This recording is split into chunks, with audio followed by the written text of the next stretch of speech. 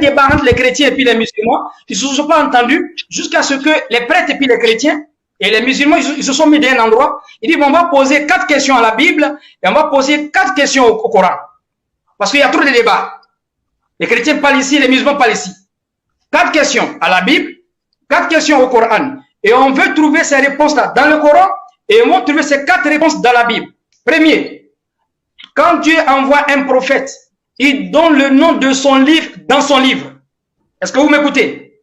Oui. Quand Dieu envoie un prophète, il donne le nom de son livre dans son livre. Dieu a révélé la Torah à Moïse, les Zabour à David, l'Injil, l'Évangile à Jésus, pas la Bible, et le Coran au prophète Mohammed sallallahu alayhi wa sallam. Donc, il faut qu'on ait un verset dans la Bible où Dieu dit qu'il a envoyé la Bible. Il faut qu'on ait un verset dans la Bible où la Bible parle de la Bible. Il faut qu'on ait un verset dans le Coran où le Coran parle du Coran. Première question. Il faut qu'on trouve nécessairement un verset dans la Bible où la Bible parle de la Bible en tant que livre divin. Il faut qu'on trouve un verset dans le Coran où le Coran parle du Coran. Deuxième question, les musulmans, ils s'appellent musulmans. Les chrétiens s'appellent chrétiens. Il faut qu'on trouve un verset dans le Coran où Dieu nous appelait musulmans. Parce qu'on ne se colle pas un nom comme ça, non. Il faut qu'on trouve un verset dans la Bible où Dieu appelait les chrétiens chrétiens. Troisième, il faut qu'on trouve un verset dans la Bible ou dans le Coran qui montre le jour de les prières. Les musulmans, ils se lèvent matin, ils vont prier vendredi. Est-ce que c'est un verset coranique qui nous envoie d'aller prier? Les chrétiens se lèvent matin, ils vont prier dimanche. Est-ce que c'est Dieu qui les a recommandé d'aller prier dimanche? Il faut qu'on trouve dans la Bible, il faut qu'on trouve dans le Coran. Et quatrième critère, quatrième question, les musulmans, ils vont au Hajj. Qui les a dit de prendre avion pour aller au Hajj? Il faut qu'on trouve un verset dans le Coran qui dit d'aller au Hajj. Les chrétiens aussi, ils vont peut-être en Italie, d'autres vont aussi à Jérusalem chaque année. Il faut qu'on trouve un verset dans la Bible où Dieu dit d'aller au pèlerinage. Je vous jure les frères, avant de commencer Mohammed dans la Bible, ils ont trouvé les 4 questions dans le Coran, ils n'ont pas trouvé une question dans la Bible. Je vais revenir. Voilà. Il a dit, il va revenir. Aziz a dit, je vais revenir. Aziz Khan. Salam alaikum à tous. Aziz Khan, il faut revenir. Hein. Voilà. Je rappelle que Aziz, je crois tous les jeudis, non, sur TikTok, avec Cheikh Adams et puis Kobina, qui sont en Égypte pour faire les décryptages, ou encore le décryptage de l'actualité religieuse. C'est dans ce domaine-là que nous sommes. On vous passe la salam des habitants du paradis. Assalamu alaikum wa rahmatullahi wa barakatuh. Alhamdulillahi rabbil alamin. Wa salatu wa salam ala ashraf al-mursalin wa ala alihi wa ashabihi ajma'in. Wa ba'd. Assalamu alaikum wa rahmatullah. Nous sommes là ce soir où, comme je l'ai dit, décryptage et analyse le face-à-face selon les Écritures. Donc, je reçois un doyen ce soir parce que, voilà, il y a des personnes qui, n'est-ce pas, nous ont demandé beaucoup d'échanges comme ça, beaucoup de débats fraternels sur nos différentes plateformes pour qu'ils puissent participer à ces débats-là. Donc, alhamdulillah, le doyen, il est au Sénégal. Donc, voilà, il y a quelqu'un aussi, il y a un frère qui est, je crois, en Angleterre, qui nous a demandé des échanges également. Il y a un autre qui est au Cameroun. Donc, ces gens de personnes-là, on les prend sur ces gens de plateformes. Hein, le Strumia, on les prend ici. On peut avoir plusieurs personnes dans le studio, il peut y avoir 4, 5, jusqu'à avoir 10 personnes. On peut se retrouver là et échanger avec des personnes, par exemple, qui ne sont pas en Côte d'Ivoire. Et puis, voilà. Donc, le plus souvent, on invite Faisal pour participer à l'émission parce que lui, il est au Bénin. Maintenant, il y a beaucoup de personnes qui sont en Côte d'Ivoire ici, qui veulent débattre avec nous, qui veulent échanger avec nous, mais qui refusent, n'est-ce pas, de venir pour qu'on se croise face à face. Donc, excusez-moi, voilà. Qui refusent pour qu'on se croise pour faire le débat. Et donc, ça n'engage que eux. Nous sommes là. À partir du moment où nous sommes tous en Côte d'Ivoire ici, on va se rencontrer face à face et puis on fait le débat. Maintenant, ceux qui ne sont pas courageux d'accepter ça, je pense qu'ils peuvent aller jouer ailleurs. Doyen, bonne arrivée, bonsoir à vous. Merci, ça va bien. Ça va. Par la grâce d'Allah, ça va très bien. Je rappelle que vous êtes au Sénégal. Vous êtes chrétien, c'est ça? Oui. Vous m'avez contacté récemment dans mon inbox, oui, après avoir vu beaucoup de nos vidéos. Vous avez souhaité comme ça échanger avec moi. J'ai dit, il n'y a pas de souci. Et puis, je rappelle que le doyen, c'est vrai qu'on a donné le rendez-vous aujourd'hui, mais je vous rappelle qu'il ne se sent pas très bien. Il n'est pas en bonne forme. Je lui avais conseillé ou encore je lui avais dit comme ça que non, ce n'était pas obligé qu'on fasse le débat aujourd'hui à cause de sa santé.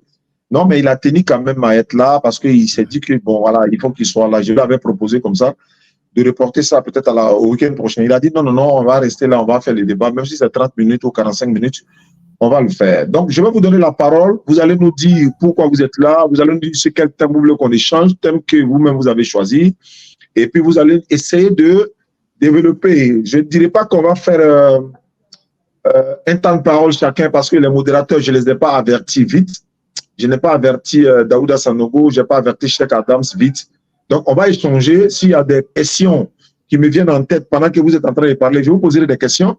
Et moi aussi, après, quand même, je vais prendre la parole, donner aussi mes arguments. Et puis, si vous pouvez m'interrompre pendant que je donne les arguments, vous allez le faire. Vous êtes un doyen, quand même, voilà, je vous respecte. Donc, on va essayer de s'écouter et puis de se poser des questions dans la sagesse et la bonne exhortation. Doyen, je vous écoute. Présentez-vous et dites-moi l'objet de votre visite dans nos studios. Merci.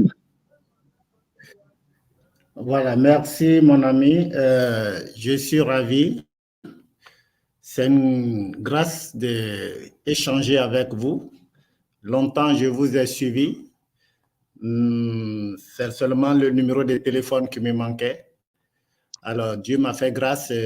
J'ai eu à voir une de vos vidéos et je me suis procuré du numéro. Aussitôt, je vous ai envoyé un message. Voilà. Alors, je voudrais vraiment qu'on échange sur la question de Jésus-Christ et Dieu. Voilà, Jésus, parce que j'ai beaucoup entendu ça et je voulais donner aussi ma version et je sais que ce n'est pas parce que je suis plus fort que mes amis, mais il y a quelque chose qui manque un peu à mes amis que je voudrais clarifier afin que nous comprenions, nous soyons dans le même langage et dans la même pression d'idées. Vous comprenez? Voilà, donc c'est ça qui m'amène à vous contacter et j'aimerais que vraiment on soit vraiment bref et vraiment échanger dans une très bonne conscience pour nous permettre vraiment de recevoir quelque chose à la fin de ce moment. Voilà, donc voici un peu décrit ma présence ici. Voilà, merci beaucoup. Merci beaucoup, doyen. D'accord. Moi, tous les débats, nous sont, voilà, nous sommes, je vais dire, nous, on préfère hein, tous les débats, tout débat que vous voulez, n'est-ce pas? Si c'est des débats qui n'ont pas de sens, qui n'apportera rien à la communauté musulmane et chrétienne, c'est des débats qu'on ne rentre pas dedans. Je vais parler des débats de dénigrement, des débats d'injures, des débats de haine, des débats de moquerie. Ce sont des débats enfantins, en fait. Voilà, ça dit que l'autre vient, il dénigre la religion de l'autre avec la divinité de l'autre. L'autre aussi vient, il dénigre la religion de l'autre et la divinité de l'autre. Ça va apporter quoi à la communauté musulmane et non musulmane? Rien. Donc, nous sommes dans un dialogue interreligieux. Ça s'appelle argument contre argument. Hein? Argument contre argument. Et je pense que nous, il y a longtemps que nous sommes dans ce domaine-là, Inch'Allah. Donc, c'était par rapport pour passer ce message-là. Maintenant, en ce qui concerne cette histoire de divinité de Jésus, ce sont des thèmes qui nous sont très souvent, nous, on aborde souvent, mais en même temps, c'est les thèmes les plus faciles, en fait. Les thèmes les plus faciles, ou encore le thème le plus facile pour un musulman, pour démonter la divinité, soi-disant, hein, de Jésus-Christ, avec quelques phrases seulement. Et puis, les débats se font en fonction du niveau de mon interlocuteur. C'est-à-dire, si l'interlocuteur qui est en face de moi a un niveau élevé dans le débat, nous, on élève le niveau du débat, on lui donne des arguments plus solides. Mais quand il a un niveau comme le palier dattier, on descend aussi à son niveau. Voilà, donc, même, je pense que c'est important aussi de parler de ce thème-là. Pourquoi? Parce que dans la Bible, Jésus parle du premier commandement. Quel est le premier des commandements? Dans Marc 12, 29, Jésus dit, écoute Israël, le Seigneur, notre Dieu, est l'unique Seigneur. Voici le premier commandement. Mais dans Marc, par exemple, ou bien dans Luc, il dira, il n'y a pas plus grand commandement que ces deux-là. C'est-à-dire connaître la divinité unique et puis obéir au Père et Mère. Et ensuite, il a ajouté quelques détails. Et il dit, il n'y a pas plus grand commandement que ces deux-là. Donc, le premier commandement, d'abord, c'est la connaissance de la divinité, en fait. Maintenant, la plupart des personnes qui viennent échanger avec nous, on accepte souvent les thèmes parce que c'est le premier commandement, ça c'est un, de deux, et c'est le pilier fondamental même de la foi et des musulmans et des chrétiens, peut-être même des juifs. Les juifs et les musulmans adorent le même Dieu, la même divinité, mais qui est différent de celle des chrétiens, parce que les chrétiens sont dans un concept de Trinité, Père, Fils, Saint-Esprit, donc c'est un peu compliqué. Maintenant, et ce thème-là, quand on les aborde, ce n'est pas forcément à cause du doyen, par exemple, qui est en face de moi. Non, mais c'est pour ceux qui nous écoutent et qui nous écouteront à l'avenir, en fait. Parce que nous, on peut quitter ce monde, d'autres viendront, ils écouteront le live et tout ça. Et puis, ils sont dans leur maison, ils tirent des conclusions. Beaucoup de personnes nous ont appelés après le débat qu'on a eu avec le palier d'Atier. Ils ont dit, mais attends, moi, j'ai écouté le débat, mais voilà, j'ai décidé de me convertir en islam. Ils se sont convertis en islam. En dehors de lui, son débat, d'autres ont regardé d'autres débats, ils nous ont appelés pour dire on veut se convertir en islam. Donc, notre objectif, c'est de ramener, n'est-ce pas, ou encore amener le maximum de personnes à la voix du véritable Dieu que Jésus adorait. Parlant de Jésus-Christ, la paix de Dieu soit sur lui. Je ne sais pas sur base de quoi, doyen. Qu'est-ce qui vous amène à... Peut-être que vous avez près de 55 ans, ou 60 ans, ou 70 ans. À cet âge-là, qu'est-ce qui peut vous amener à croire, avec toutes les facultés mentales, intellectuelles, la raison, la logique, le discernement, à 80 ans, à 70 ans, qu'est-ce qui peut amener quelqu'un de cet âge-là à croire que quelqu'un qui mangeait comme lui, quelqu'un qui dort comme lui, quelqu'un qui a été accouché par une femme comme lui, quelqu'un qui a dit lui-même de sa propre bouche que lui, il est un être humain dans la Bible comme lui, quelqu'un qui a toutes les facultés, c'est-à-dire que tous ces composants que vous avez, il a ça également, c'est-à-dire votre semblable. Comment pouvez-vous prendre un homme pour une divinité? C'est en cela que, vous savez, la divinité dans la Bible, dans le Coran, c'est pas compliqué en fait. Je vais vous prendre un verset dans le livre de Romains. Quand on dit Jésus est Dieu, il n'est pas Dieu, tous ces trucs-là, c'est pas le Coran. C'est pas le Coran. On ne peut pas aller dans le Coran pour montrer que Jésus-Christ est une divinité. C'est dans la Bible seulement. Et même dans la Bible, vous ne pouvez pas. Mais je vais vous donner un passage et puis après, mon allocution, je vais vous donner la parole, doyen. Romains chapitre 1, le verset 25. Romains 1, 25. Eux qui ont changé la vérité de Dieu en mensonge et qui ont adoré et servi la créature au lieu du Créateur qui est béni éternellement. Amen. Eux qui ont changé la vérité de Dieu en mensonge. Dieu dit, lui, n'est point un homme, ni fils d'un homme pour mentir, fils d'un homme pour mentir, fils d'un homme pour se repentir. Dans Nombre 23, verset 19. L'Éternel Dieu dit dans Osée chapitre 11, le verset 9, je suis Dieu, je ne suis point un homme.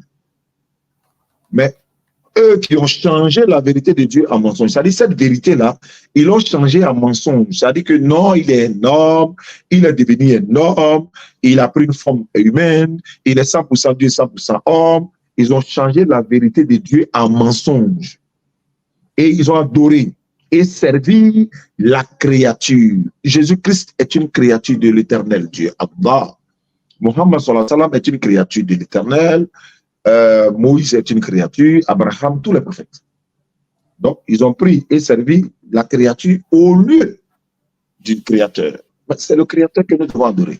La preuve en est que Jésus lui-même, doyen, vous et moi, on a atteint l'âge, voilà, une cinquantaine ou quarantaine, soixantaine, 70 ans, 80 pour certains. Mais nous savons très bien que Jésus-Christ, selon la Bible, il partait se prosterner devant l'Éternel pour l'adorer. Moi, à mon âge aujourd'hui, je ne peux pas me prosterner pour adorer Jésus-Christ, simplement, parce que lui, Jésus-Christ, il se prosterne pour adorer l'Éternel Allah, l'Éternel Dieu. Bon, moi, si vous adorez Jésus, qui est un homme comme vous, qui est un homme comme vous, Et lui, il adore l'Éternel qui n'est point un homme. Mais un problème, vous ne trouvez pas. Parce que la Bible dit, personne ne peut voir Dieu et vivre. Je donne les références pour ceux qui nous suivent à travers le monde. Exode 33, le verset 20. Personne ne peut voir Dieu et puis tu vas vivre. Mais doyen, on a vu Jésus ou on ne l'a pas vu? On l'a vu.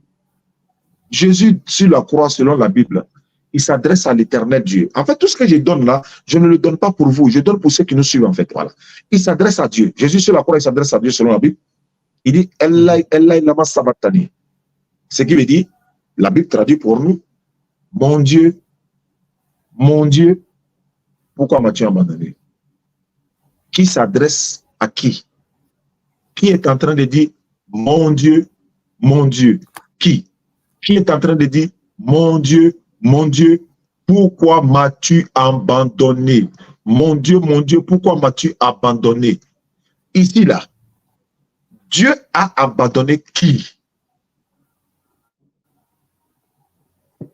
Jésus? Si Dieu l'a abandonné, peut-il être Dieu lui-même encore qui s'est auto-abandonné? C'est une question de bon sens. C'est pourquoi je disais, avec Palmier Dattier, le débat, j'ai baissé un peu le niveau pour lui, parce que voilà, son niveau est un peu bas, donc j'ai baissé le niveau. Mais si quelqu'un qui est en face de moi a un niveau élevé, on monte un peu le mercure. Regardez, je vais terminer sur ça, doyen. Il y a beaucoup d'arguments, mais je vais terminer sur ça pour vous laisser parler. Et puis vous écoutez comme vous m'avez écouté également.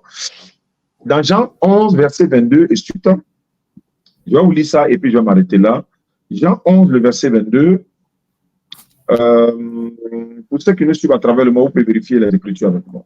Jean 11, verset 20 et suite. Lorsque Marthe a appris que Jésus arrivait, elle alla au-devant de lui, tandis que Marie se tenait assise à la maison. Marthe dit à Jésus, Seigneur, si tu avais été ici, mon frère ne serait pas mort. Mais maintenant même, je sais que tout ce que tu demandes à Dieu, Dieu te le donnera. Dieu te l'accordera. Jésus lui dit, ton frère ressuscitera.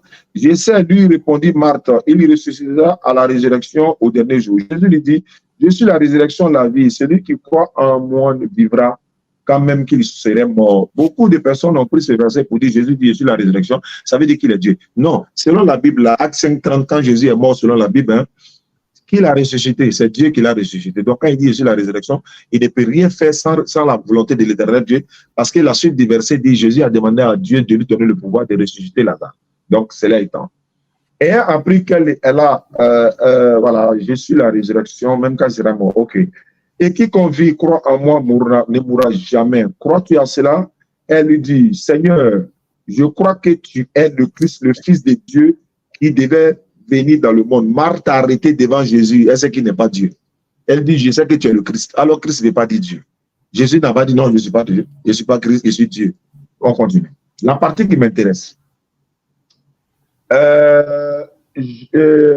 Jean 11, verset 21, la partie qui m'intéresse, c'est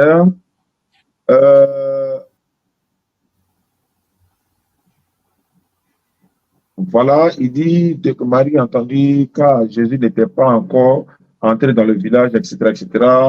Jean chapitre 11, voilà. Jésus frémissait au verset 38, Jean 11, 38 et suite. Jean 11, verset 33.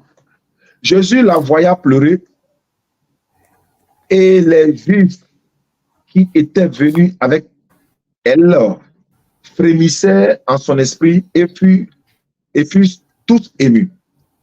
Et il dit, voilà la partie, au verset 34, Jésus dit au verset 34, où l'avez-vous mis? Seigneur, lui répondit-il, viens et vois. Regardez ce que doit. Jésus demande à Marthe, sœur de Lazare, où est-ce que vous avez enterré Lazare? Doyen, qui nous fait mourir? C'est l'Éternel Dieu. Qui nous ôte la vie? Selon l'islam, le Coran détaille, c'est les anges qui nous ôtent la vie sur ordre de l'Éternel. Maintenant, l'Éternel, si c'est Jésus, par exemple, selon vous, si c'est Jésus qui est Dieu, Dieu vient, il demande à Marthe, vous avez enterré Lazare où? Marthe dit, viens, on va aller te montrer. Viens et voir. Ça veut dire, viens, on va aller te montrer où on l'a enterré. Dieu peut-il demander, où est-ce que vous avez enterré l'une de ces créatures que lui-même l'a ôté la vie? À vous la parole, doyen.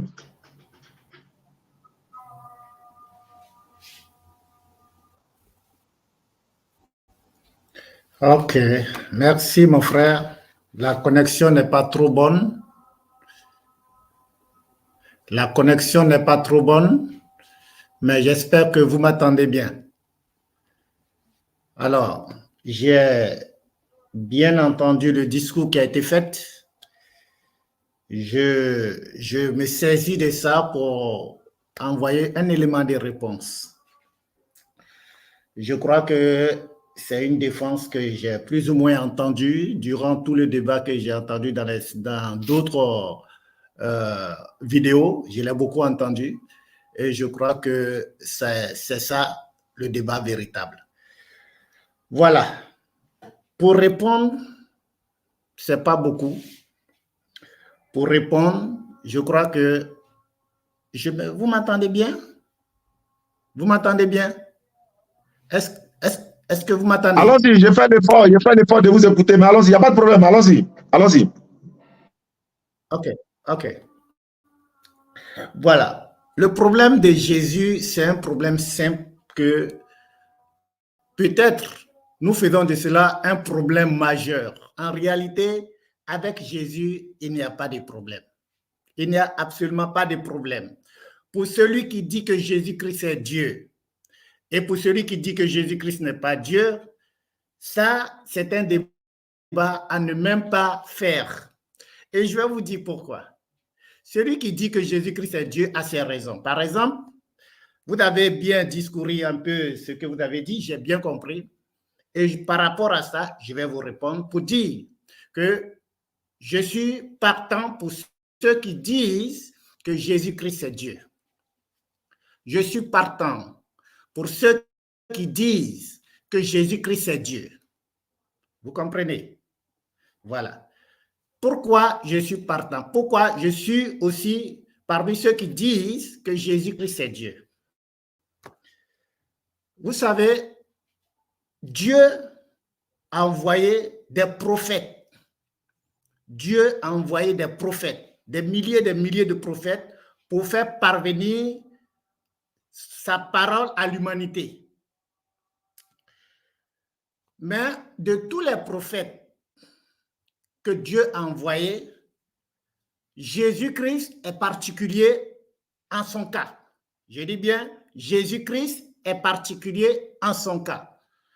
De tous les prophètes que Dieu a envoyés, ce sont des envoyés de Dieu, ce sont des prophètes. Mais la particularité de Jésus se trouve dans sa naissance. Comprenez-moi bien. Et je sais que vous le savez. C'est donc dans sa particularité que nous partons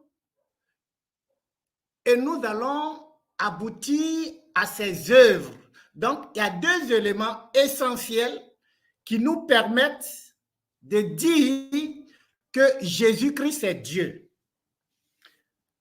Le premier élément, c'est la nature de Jésus. En tant qu'envoyé de Dieu, tous les envoyés, ce sont des hommes, des humains qui sont faits de poussière dont ils retourneront poussière. Des hommes qui sont faits de poussière dont ils retourneront poussière. Je me fais comprendre. Mais la particularité de Jésus, la nature n'est pas humaine. La nature de Jésus n'est pas poussière. La nature de Jésus est esprit. Parce que la Bible dit, c'est par l'esprit qu'il fut c'est-à-dire enfanté en quelque sorte. Sa nature est spirituelle. Par contre, nous, en tant que tous les autres prophètes, leur nature est poussière. Ils retourneront poussière. La nature spirituelle de Jésus, c'est la parole. Jésus est la parole. Et la parole de qui? Est la parole de Dieu. Donc, en tant que chrétien et comme peut-être les musulmans, il ne peut pas démentir cela. Jésus-Christ, la nature de Jésus-Christ, c'est une nature spirituelle. Elle est spirituelle parce que c'est la parole. La parole se trouve dans l'esprit. Donc, Jésus-Christ n'a pas un esprit humain. Jésus-Christ n'a pas un esprit humain. L'esprit de Jésus n'est pas un esprit humain comme nous, les hommes, nous avons des esprits humains. Dans le livre de Genèse, lorsque Dieu créa le monde, Dieu a soufflé dans les narines et nous sommes devenus une âme vivante. Nous détenons un esprit humain. C'est vrai que Dieu nous donne son esprit, mais son esprit ne demeure pas en nous. Il la retire parce que nous sommes pécheurs et nous péchons de temps à autre. Et l'esprit de Dieu, c'est un esprit saint. Et cet esprit-là ne peut pas demeurer permanemment en l'homme. C'est pour cela, à côté de l'esprit de l'homme, Dieu peut venir, mais Dieu peut ne pas demeurer. Donc, comprenez-moi bien. De tous les envoyés de Dieu, il y a deux types d'envoyés. Il y a les envoyés qui sont humains et la particularité de Jésus. Et c'est pour cela que le chrétien dit que Jésus est 100% esprit et Dieu, et c'est cet esprit-là, puisqu'il porte l'esprit de Dieu, il porte la parole de Dieu, c'est pour cela cette partie, nous l'appelons Dieu. Et c'est détenu par Jésus parce que ça y est en lui. C'est pour cela, quelque part dans le livre de Jean, chapitre 17, la Bible dit « Moi en toi et toi en moi », afin qu'ils croient que nous sommes un. Donc, l'unicité de Dieu avec le Père se trouve dans l'Esprit. Donc, étant sur la terre, Dieu se trouve en Jésus par son Esprit, par sa parole. C'est pour cela, tout ce que Jésus disait n'était pas de lui-même, c'était la parole de Dieu. Vous comprenez? C'est pour cela que nous disons que cette partie-là n'est pas négligée. Elle est 100% Dieu. Maintenant, Jésus-Christ, il est fait de corps puisque l'esprit habite dans un corps. Et ce corps-là est poussière.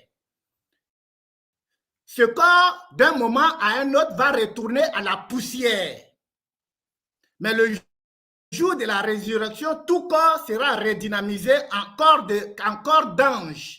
Et ce même corps de Jésus sera redynamisé en corps d'ange, c'est-à-dire en corps céleste, pour pouvoir adhérer au royaume céleste. Donc, vous voyez que ce corps-là est 100% humain et l'esprit qui est en Jésus est 100% Dieu. Voici un peu comment je voulais décrire la nature et la fonction de Jésus. Nous passons de la nature à la fonction. La Bible dit que Jésus est venu pour faire l'œuvre de Dieu. Et cette œuvre-là, nous savons que cette œuvre que Jésus-Christ a manifestée ne peut pas être d'un homme. En tant qu'être humain, ne peut pas être un homme. Pourquoi? Parce que quand nous comparons cette œuvre que Jésus-Christ a faite et cette œuvre que Moïse a faite, sachant que Moïse était accompagné de Dieu et que c'est Dieu qui lui a parlé et que c'est par Dieu qu'il faisait cela, à comparer cela avec l'œuvre que Jésus-Christ a faite, on voit que si Dieu n'est pas avec Jésus, il ne peut pas réaliser cela. Donc, la partie qui a permis à Jésus de faire cela, c'est la partie divine qui se trouve en Jésus, la partie de la parole, c'est la partie de Dieu. Donc, c'est pour cela que l'œuvre qu'il a manifestée est au-dessus de toute œuvre que les hommes ont pu faire, que les envoyés de Dieu. Donc, vous comprenez, les deux éléments nous permettent ici de dire que Jésus-Christ est Dieu. J'ai entendu que vous posiez des questions comme quoi que est-ce que Jésus était le fils de Marie? On dit oui. Jésus est 100% Dieu, il est 100% homme. Et cette partie humaine est un fils, peut être un fils humain. C'est-à-dire que Jésus-Christ a pour mère Marie. Et Marie peut enfanter sa nature. Marie ne peut pas enfanter un esprit. Marie peut enfanter un être humain. Et Marie a enfanté Jésus. Cela ne veut pas dire que Jésus n'est pas Dieu, puisque c'est depuis le ventre de sa mère, l'Esprit était avec lui.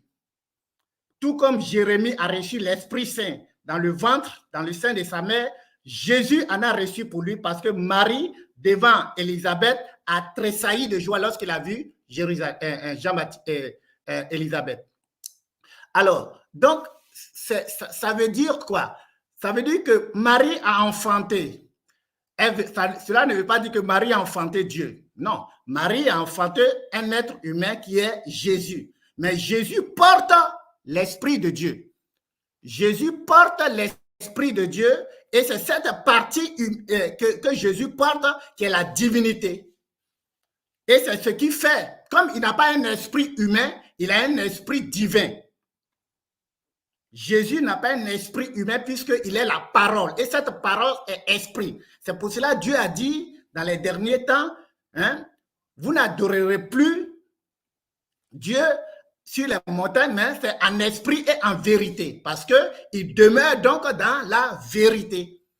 Donc, je vais m'arrêter là pour vous donner la parole concernant cette petite portion que je viens de décrire. Jésus est Dieu. Jésus est aussi homme, puisqu'il détient en lui l'Esprit de Dieu. Il n'a pas un esprit humain, mais il a l'Esprit de Dieu et il a l'Esprit de 100% Dieu. C'est pour ça qu'il est rempli de la plénitude de Dieu.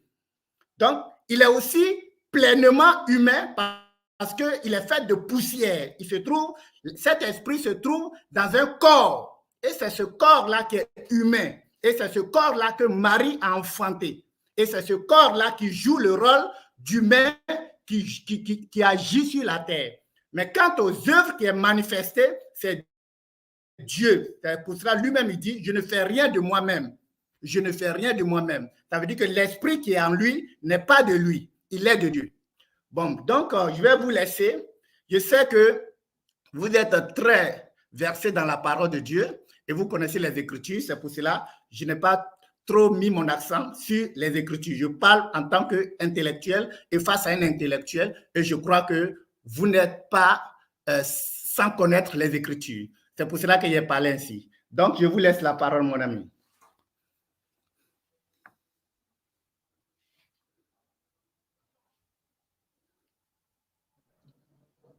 D'accord. Merci beaucoup, Doyen. Merci voilà, pour ce brillant développement là. Je reviens sur ma parole.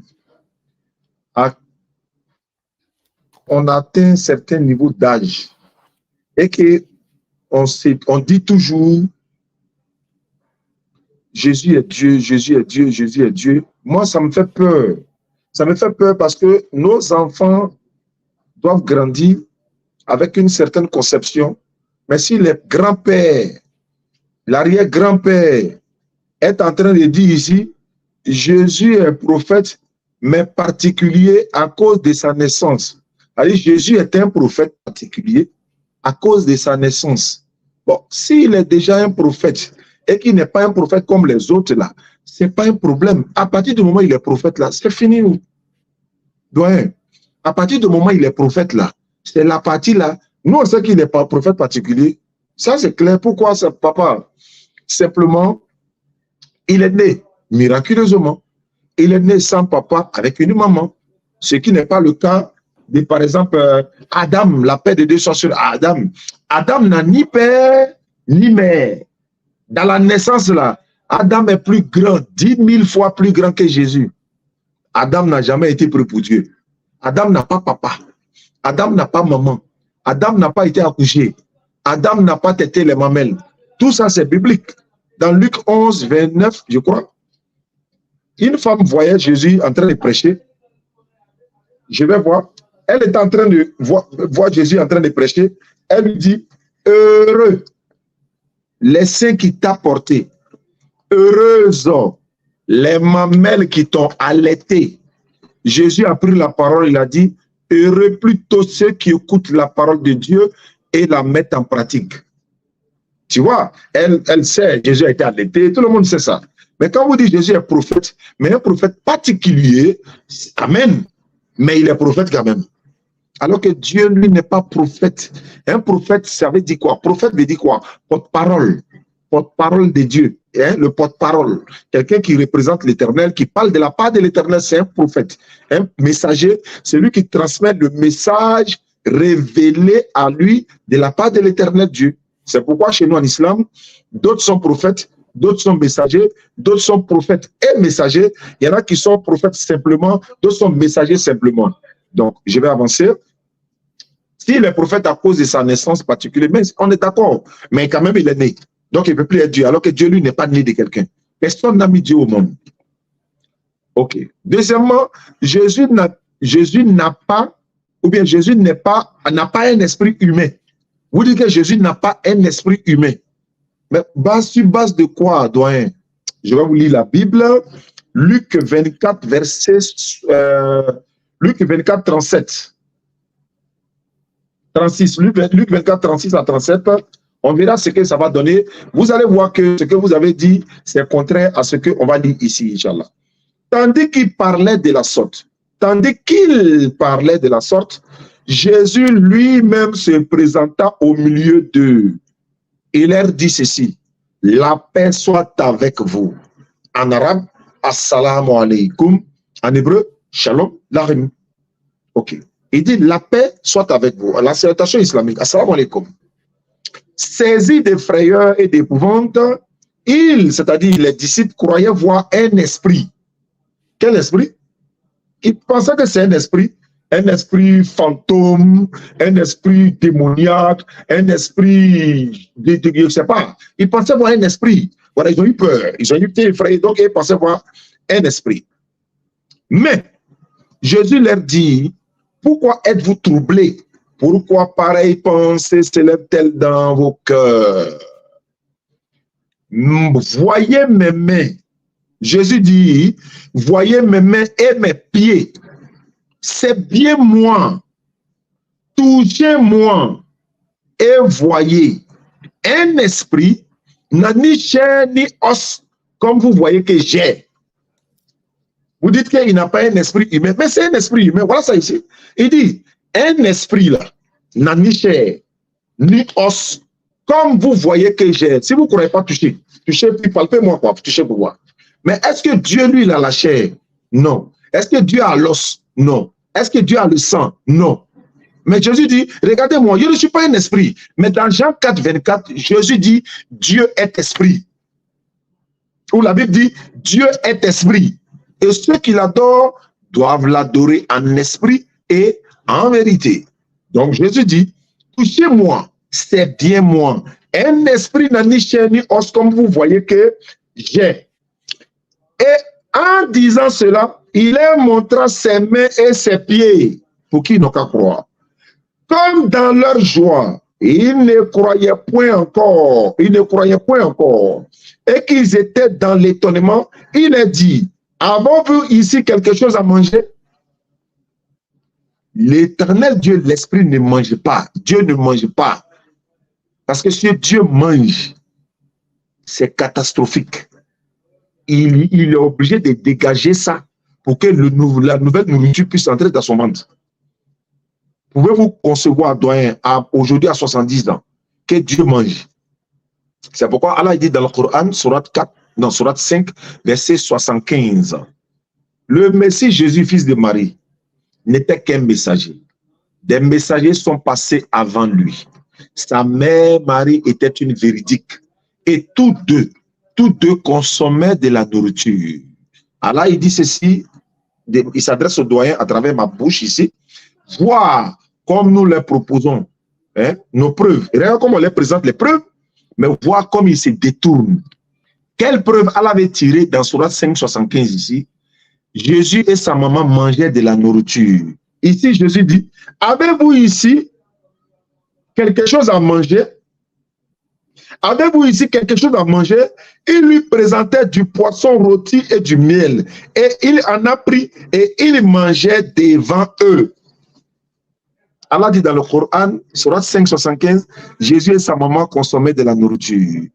Allah avait dit quoi? Quand Allah a dit, regarde comment on les présente les preuves, mais quelle est la preuve qui est dans Jésus et sa maman manger? Mais quand ils vont manger, là, ils vont aller aux toilettes. Allah n'a pas besoin d'expliquer ça. Allah veut nous dire, lui, Allah ne mange pas. Dieu, l'Éternel, ne mange pas. S'il mange, il va aller aux toilettes. Si Jésus a mangé avec sa maman, il va aller aux toilettes. C'est la nature humaine. C'est la nature humaine. C'est la nature de l'homme. C'est pas quelque chose d'extraordinaire. Si on mange, on va aller aux toilettes. Donc, à 70 ans aujourd'hui, Comment pouvez-vous concevoir que votre divinité que vous adorez mangeait de la nourriture et il partait aux toilettes? Comme je l'ai dit en Guinée.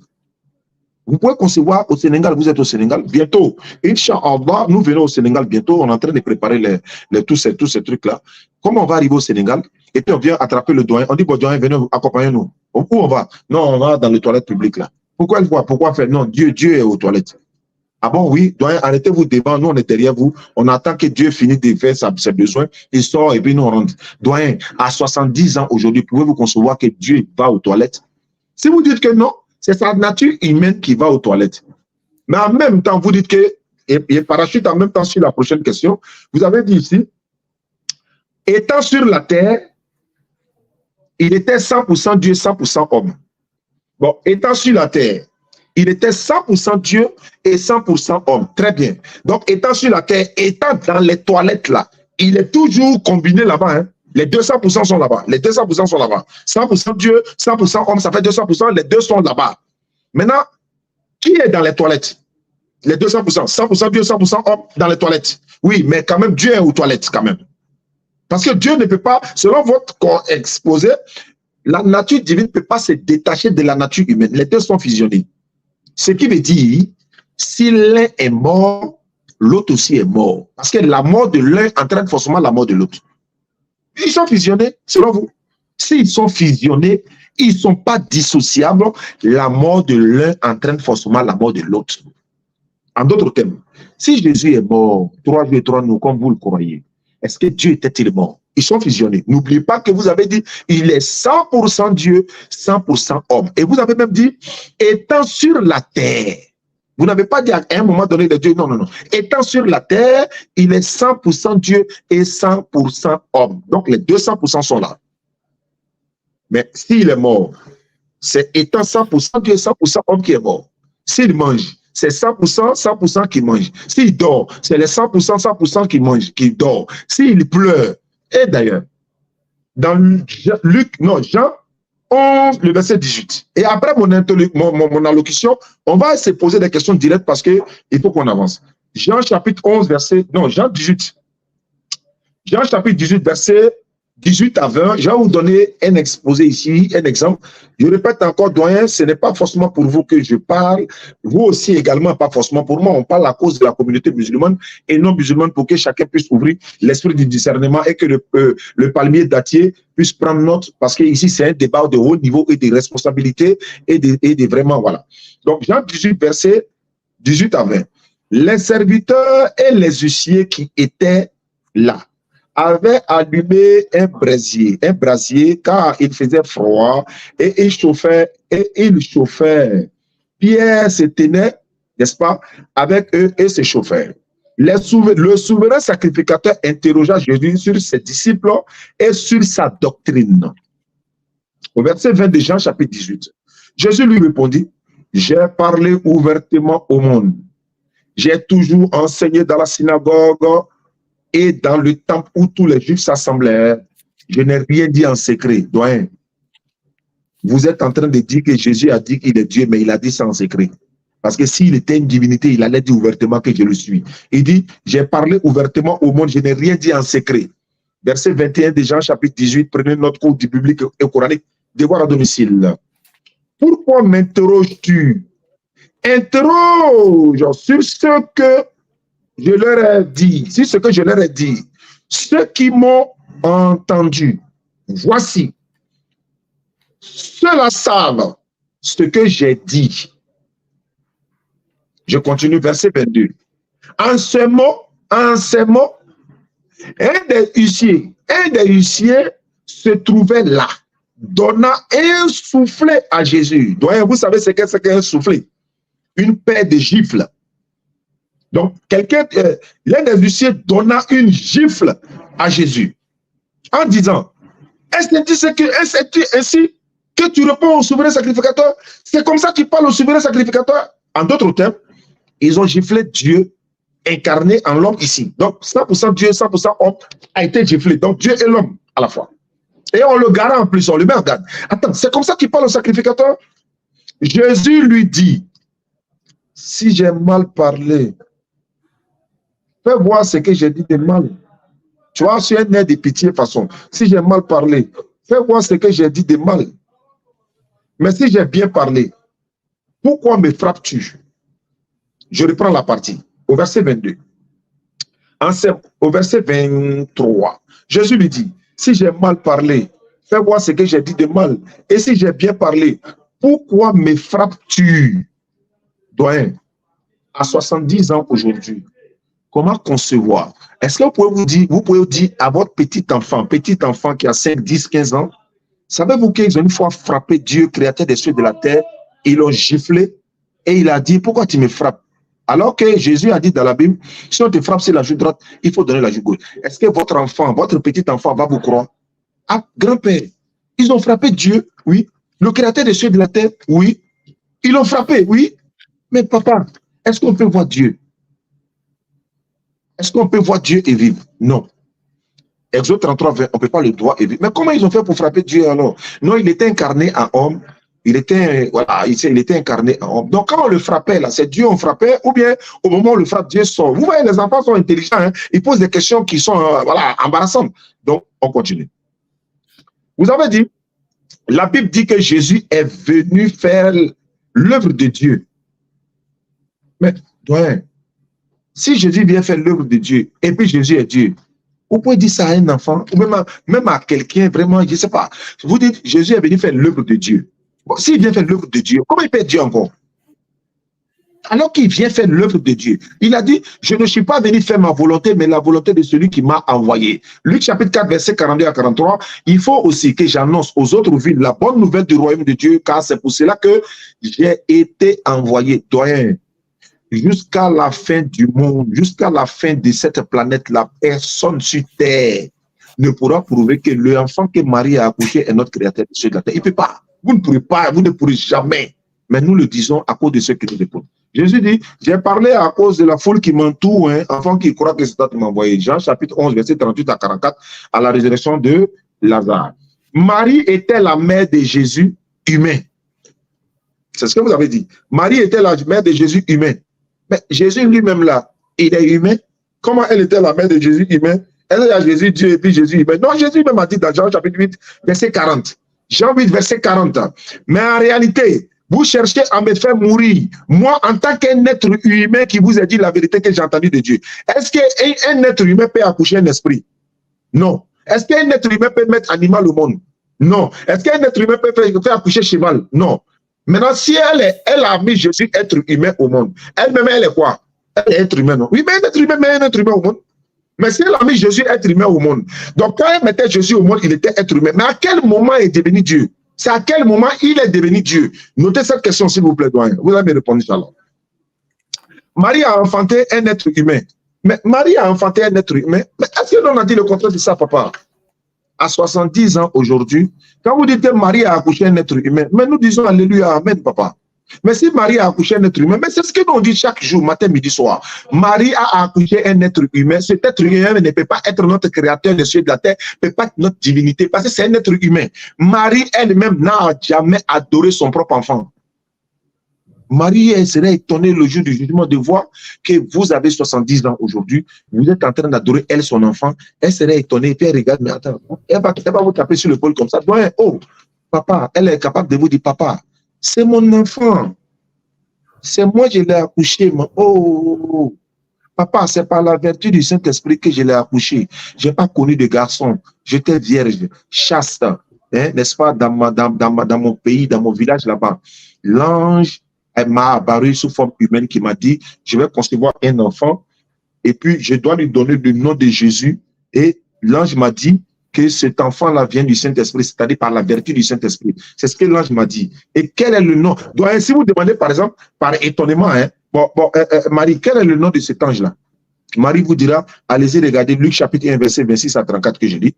Luc 1, 26 à 34. Au 6e mois, l'ange Gabriel fut envoyé par Dieu dans une ville de Galilée en Nazareth. Regardez, doyen. Pendant que Gabriel est envoyé par Dieu là, Jésus n'est pas encore né. On est d'accord? Les internautes sont d'accord. Jésus n'est pas encore né. Jésus est Dieu, mais n'est pas encore né, selon vous. L'ange Gabriel fut envoyé par Dieu dans une ville de Galilée appelée Nazareth. auprès d'une vierge fiancée à un homme de la maison de David nommé Joseph.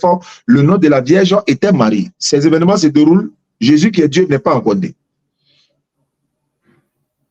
Voilà, nommé Marie. L'ange entra chez elle. Elle dit, l'ange entra chez elle et dit, je te salue, toi, à qui une grâce a été faite.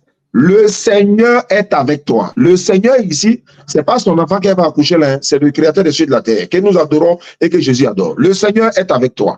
Troublé par cette parole, Marie se demandait que pouvait signifier une telle salutation. L'ange lui dit, ne crains point Marie, car tu as trouvé grâce devant Dieu. Devant quel Dieu? Le Dieu qui m'a envoyé moi, Gabriel, pour venir te dire, tu vas annoncer, tu vas accoucher. L'enfant qui doit naître là n'est pas encore né. L'enfant qui doit à 70 ans, l'enfant que vous adorez n'est pas encore né, qui est Dieu pour vous, n'est pas encore né. Mais le véritable Dieu a envoyé Gabriel pour lui dire, l'ange lui dit, ne crains point Marie, car tu as trouvé grâce devant Dieu. Voici, tu deviendras, elle n'est pas encore enceinte, tu deviendras, au futur, tu deviendras enceinte et tu enfanteras un fils.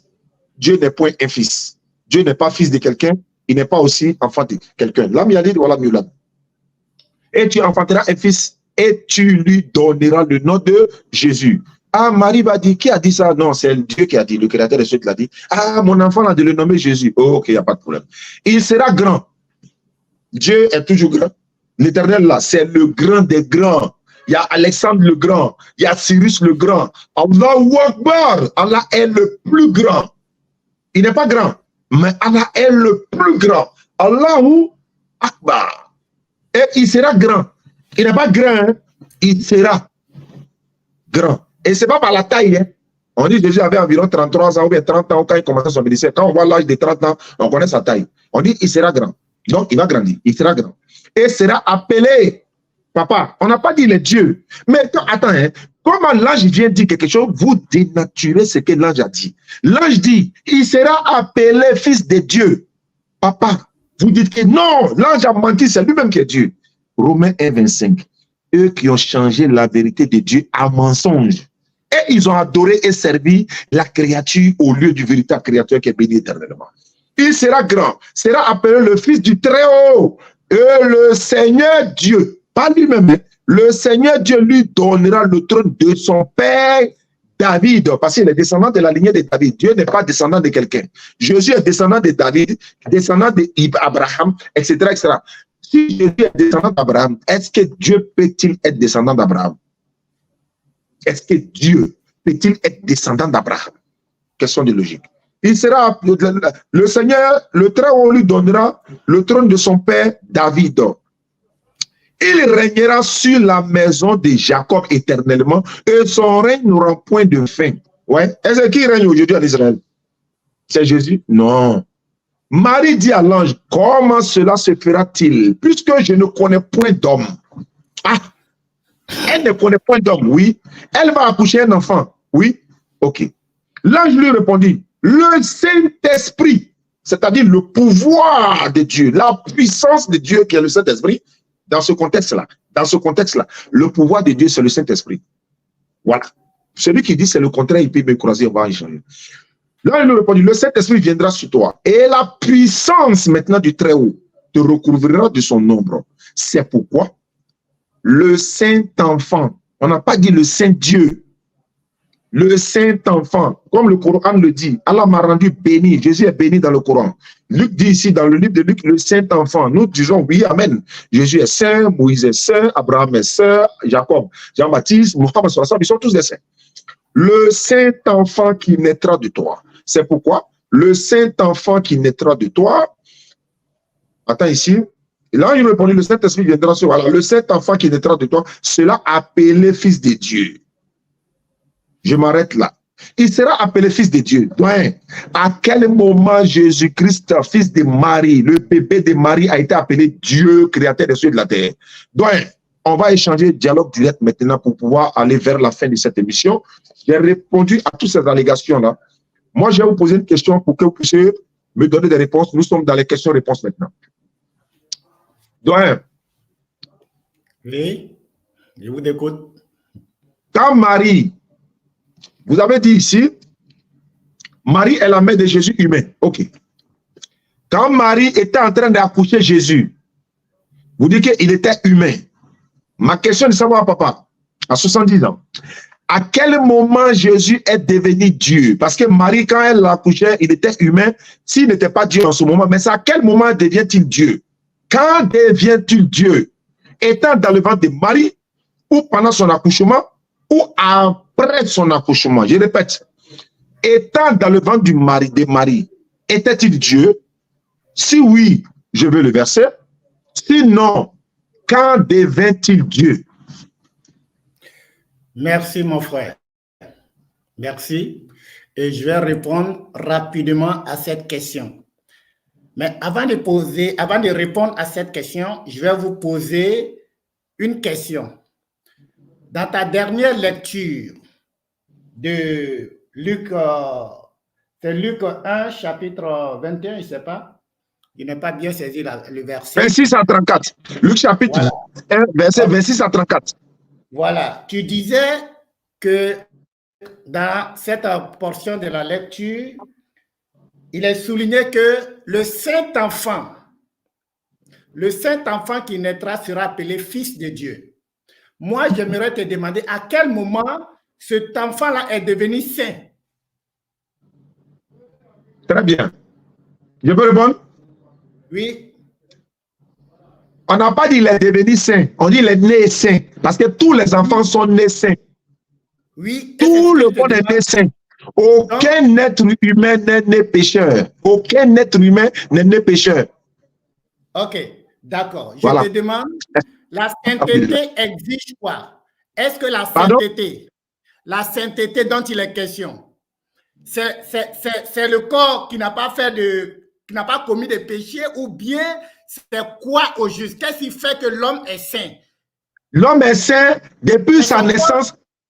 Je vais répondre. On est saint depuis notre naissance. On devient pécheur en fonction des actes que nous allons poser maintenant. Sinon, tout enfant est né. Le corps est saint, l'esprit est saint, l'âme est sainte. Ou bien encore saint. Voilà. D'accord. Donc, voilà. La divinité de Dieu dont il est question, puisque Dieu est esprit et saint, et qu'il détient cette sainteté depuis le ventre de sa mère, donc la sainteté de Dieu a commencé depuis son ventre. De la même façon... Donc ça ne répond pas à ma question. Ça ne répond pas à ma question. Tu dis à quel moment? C'est depuis le ventre de sa mère, il est saint. Donc la sainteté... Non, je ne parle pas de sainteté. À quel moment il est Dieu? C'est ce que je suis en train de dire. Pas sainteté. Je ne parle pas de sainteté, hein, parce que pour nous, tous les prophètes sont saints. Voilà, donc à quel moment il est Dieu? Dans le ventre de Marie ou après sa naissance, qu'il devient Dieu? Ok. Il y a deux étapes. Il y a deux étapes que je vais souligner pour montrer qu'il est Dieu à un certain moment. Vous savez, on ne devient pas Dieu. Ça, c'est un. Je voudrais que vous compreniez ça. D'accord. On ne devient pas Dieu. D'accord. Si vous convenez avec moi, Dieu a dit à Moïse, moi, Dieu, je te fais Dieu, et ton frère Aaron, je le fais prophète. Je le fais ton prophète. Je ne sais pas si vous êtes au courant de ça. Oui, c'est dans Exode chapitre 7, verset 1er. Mais Moïse n'a jamais été Dieu créateur de ceux de la terre. Parce que les hommes sont appelés Dieu dans la Bible. Non. C'est le fait que Dieu, lui, est fait Dieu. C'est ce que je veux te faire comprendre. Je n'ai pas dit qu'il est devenu créateur du ciel et de la terre. Ok. Voilà. Mais dis-moi, le fait que Dieu ait dit à Moïse, je te fais Dieu. Entre-temps, Moïse est un être humain. Quelle est la partie de Moïse qui représente ce que Dieu a dit? Merci. Oui. Ouais, ça c'est une petite question. Parce que quand Dieu envoie Moïse à Pharaon, Moïse, comme il bégayait, donc Aaron devient le prophète qui est le porte-parole. C'est Moïse maintenant qui opère les miracles. C'est aussi simple que ça. Les miracles de Pharaon là, Dieu va opérer les miracles par Moïse. Donc il dit Moïse devient Dieu. C'est par rapport aux miracles qu'il va faire devant Pharaon, tous les miracles et tout ça. Maintenant, Aaron est le porte-parole, lui le prophète, ça lui va parler à la place de Moïse, puisque Moïse bégayait. C'est aussi simple que ça. On n'a même pas besoin de Saint-Esprit pour comprendre ça. Vous voyez, c'est même pas un Saint-Esprit. On a besoin de réfléchir seulement après avoir fait des lectures. Mais doyen, vous ne répondez pas toujours à ma question. Jésus étant dans le ventre de Marie, était-il Dieu ou pas? Ok. C'est ce que je suis en train de répondre, mais j'ai l'impression que... Bon, voilà, je vais te répondre. Dans un premier temps, le fait que la sainteté, il détient la nature de Dieu, cette sainteté-là, il détient ça dans le ventre de sa mère, je suppose que dans un premier cas, la sainteté a commencé là-bas, donc la divinité aussi a commencé là-bas. Ça, c'est un. Donc, en d'autres termes, Jésus était Dieu dans le ventre de Marie. Depuis le ventre de Marie, il avait la sainteté de Dieu, il avait l'esprit de Dieu. Donc, il était Dieu là-bas. Voilà, donc il était Dieu. Il veut que vous dites le mot là, à 70 ans, dites le mot Marie était enceinte de Dieu. Jésus était Dieu dans le ventre de Marie. C'est ce qu'il va attendre. Non, ne dis pas enceinte de Dieu. Pourquoi? Parce que ce qui fait qu'il est Dieu, c'est l'esprit, ce n'est pas le corps. C'est pour cela que je t'ai ramené à Moïse, mais tu as dit que tu ne répondais pas. Ce qui fait qu'il est Dieu, c'est l'esprit que Dieu lui a donné, qui est sur lui. De la même façon, ce qui fait que Jérémie, écoutez-moi bien, ce qui fait que Jérémie était prophète dans le ventre, dans le sein de sa mère, c'est l'esprit qui était en lui. Ce n'est pas le fait que le corps était prophète, mais c'est l'esprit qui faisait en lui le prophète, parce que c'est l'esprit prophétique que Dieu lui a mis en lui depuis le ventre. Très bien. C'est là-bas qu'il était prophète. D'accord. Donc, si je vais conclure, doyen, Jésus n'était pas Dieu dans le ventre du mari. Il n'était pas Dieu dans le ventre du mari, des maris plutôt. Il était Jésus, mais il avait l'esprit de Dieu. Ah, ok, d'accord. Oui, s'il avait l'esprit de Dieu, mais nous-mêmes, on avait l'esprit de Dieu dans le ventre de nos mamans. Parce que l'esprit qui est en nous, là, c'est pas pour nous-mêmes, c'est l'esprit de Dieu qui est en nous, c'est l'esprit de Dieu qui était en Marie, c'est l'esprit de Dieu qui était en Jésus dans le ventre de Marie. Ok, donc très bien, Jésus n'était pas Dieu dans le ventre de Marie. Maintenant, à quel moment Jésus est devenu Dieu? Parce que vous avez dit, Jésus, Marie n'a pas accouché Jésus Dieu, mais elle a accouché Jésus humain. Et en même temps, vous dites, étant sur la terre, Jésus était 100% homme, 100% Dieu. Vous avez déjà écrit, hein? Étant sur la terre, Jésus était 100% Dieu, 100% homme. Bon, comme Marie était en train d'accoucher un humain, il n'était pas Dieu en ce moment, il est né, il n'était pas Dieu. C'est à quel moment 100% est venu? C'est à quel moment? Bon, le problème, je vais te dire que l'esprit, ça pourra bien se comprendre au niveau du Coran. Ça pourra bien se comprendre là-bas. Comme vous connaissez le Coran, je vais vous mettre sur cette voie-là. Vous savez que dans le Coran, c'est bien décrit la naissance de Jésus. Que Jésus est le souffle, la parole de Dieu. Je ne sais pas si vous me contredisez. Non, le Coran dit Jésus est une parole. Il n'est pas le seul. Voilà. Il est une parole parce que Adam est parole, le ciel et la terre. Donc, Jésus est l'une des paroles. Voilà, une parole. Non, il a dit le souffle. Le souffle. C'est le souffle de Dieu. Je sais mais pas il n'est pas Dieu. Correct. Mais il n'est pas Dieu. Le souffle de Dieu, c'est ça. Il n'est pas Dieu. Je ne dis pas ça. Je dis le souffle. C'est ce qu'il a dit. D'accord. C'est ce qui est écrit. Le souffle. Voilà. Donc, ici, c'est l'esprit. Dans la Bible, c'est l'Esprit Saint. On dit généralement aussi que c'est la parole. La parole. Vous comprenez? La parole. Donc, l'esprit qui était en Jésus, je dis que... Dieu est compliqué chez les chrétiens. Comment doit ce débat pour montrer... Ouais. Allons-y. L'esprit qui était en Jésus, je disais tantôt que ce n'est pas un esprit humain. Mais vous n'avez pas compris ça. C'est l'esprit de Dieu. C'est ce même esprit qui a rendu Jésus dans le ventre de sa mère saint. Je ne sais pas si vous me comprenez. Attends, vous dites que Jésus... Mais attends, pourquoi la Bible dit que quand une femme accouche un enfant, ils vont tous rester impurs. Elle va rester impure 40 jours. Et lors, le jour de l'air, ça dit que après l'air... Attends, je vais lire le passage. Je vais voir. Quand vous dites que... Moi, je ne dis pas que Jésus n'est pas pur. Hein. Je ne dis pas qu'il n'est pas pur. Hein. Mais je vais lire la Bible et puis on va interroger la Bible. Luc 2, verset 22. Luc 2, 22. Facile à comprendre. Au verset 21 d'abord, vous allez voir, on dit quoi? Luc 2, 21. Le 8e jour, auquel l'enfant devait être circoncis, étant arrivé, on lui donna le nom de Jésus, nom qu'avait indiqué l'ange avant qu'il fût conçu dans le ventre de sa mère. Verset 22. Et quand le jour de leur purification fut accompli, lui et puis sa maman, hein, quand le jour de leur purification fut accompli, selon la loi de Moïse, Joseph et Marie le portèrent à Jérusalem pour le présenter au Seigneur. Le jour de leur purification. Quelqu'un se purifie de quoi? Leur purification, ça veut dire quoi? Ils se sont purifiés de quoi? Mais s'il y a purification, ça veut dire qu'il y a péché, non? Non, il y a impureté. S'il y a purification, il y a impureté. Oui. S'il y a purification, ça veut dire qu'il y a impureté. Oui, bien sûr. Il y a impureté. Oui, mais c'est vous qui avez relaté, c'est vous-même qui avez relaté la sainteté de Jésus lorsqu'il est né, non? Je n'ai pas dit non, mais c'est dans la même Bible, non? Voilà. Oui, mais c'est dans le même Luc. C'est dans le même Luc. C'est dans la même Bible. On dit, le Saint-Enfant qui naîtra de toi. C'est pourquoi il dit, tout enfant est né saint. Moi, je vous ai dit, tout enfant est né saint. Mais quand vous dites que comme il est saint, c'est pourquoi il est Dieu là. Je vous dis non, hein, non, parce qu'on parle de la purification ici. Attends, quand on parle de purification, ça veut dire quoi? On parle d'impureté, même dans Nombre 12. Même dans Nombre 12, on dit quand une femme accouche, elle restera impure pendant 40 jours. À se purifier. 40 jours à se purifier. Donc, quand on parle de purification ici, là, Luc 2, 22, là, le jour de l'heure, c'est-à-dire les deux, la purification fut arrivée. Purifier qui? Je vais savoir. On purifie qui ici?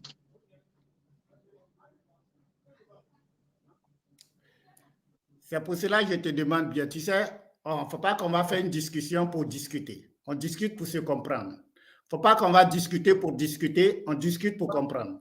Vous savez, je suis trop calme. Je veux comprendre que vous avez parlé de purification. Je vous ai dit que lorsqu'on parle de purification, ça veut dire que ce qui précède, il y a une impureté. Est-ce que vous voulez me dire que Jésus-Christ est impur? C'est une question que j'ai posée. Est-ce que vous voulez me dire que Jésus-Christ est impur, le bébé qui est né là? Est-ce qu'il est impur? C'est la question que je pose. Vous me posez la question, je réponds rapidement.